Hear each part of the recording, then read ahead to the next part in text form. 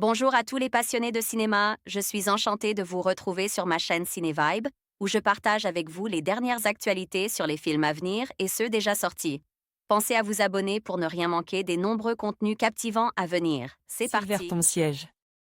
Netflix France date de sortie, 27 avril 2022 cinéma SVOD, VOD durée, 1h40 à partir de 16 ans en 1980, à Pretoria, 3 membres d'un mouvement anti-apartheid projettent de saboter un dépôt pétrolier. Mais la mission est avortée et le trio fuit puis se réfugier dans un bâtiment, sans se rendre compte qu'il s'agit d'une banque. Débutait alors une prise d'otage improvisée, mais leur objectif ne sera pas un braquage. Netflix France sorti le 27 avril 2022 sur Netflix. Ce film sud-africain a au moins un avantage, celui de faire connaître une part méconnue, du moins chez nous, de la lutte contre l'apartheid, à savoir un mouvement de sabotage ayant pour vocation d'affaiblir l'économie monopolisée par l'élite blanche.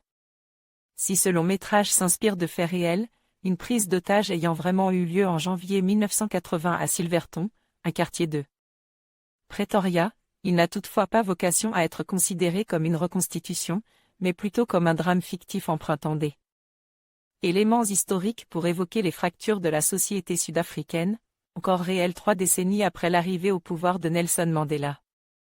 Silverton siège commence plutôt bien car il nous met en haleine. En effet, la première scène intrigue, en quelques minutes, on voit des personnages prendre en otage des gens dans une banque tout en clamant que ce n'est pas un hold-up. Suit un flashback et il faudra attendre un quart d'heure avant d'entrer à nouveau dans la banque et de redécouvrir la scène sous des autres angles. Ce début installe une tension et on sympathise rapidement avec ces personnages. On comprend alors que les otages ne sont pas les plus pièges dans l'histoire. La suite n'est pas catastrophique mais s'avère bien moins enthousiasmante. Optant pour des codes très classiques, ce polar mêle émotion et discours antiracistes mais il s'éloignait parfois trop du vraisemblable. Tout en proposant des personnages ou situations qui tiennent régulièrement du cliché. C'est d'autant plus dommageable que le récit essaie par ailleurs de s'éloigner d'un certain manichéisme, des traîtres noirs, une femme blanche antiraciste, une albinos qui cherche sa place dans cette société dualiste, etc.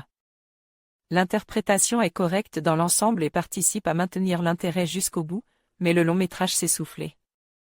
Ne laisse finalement pas de souvenirs impérissables. Raphaël Julien envoyait un message au rédacteur: votre note, votre pseudo, votre commentaire.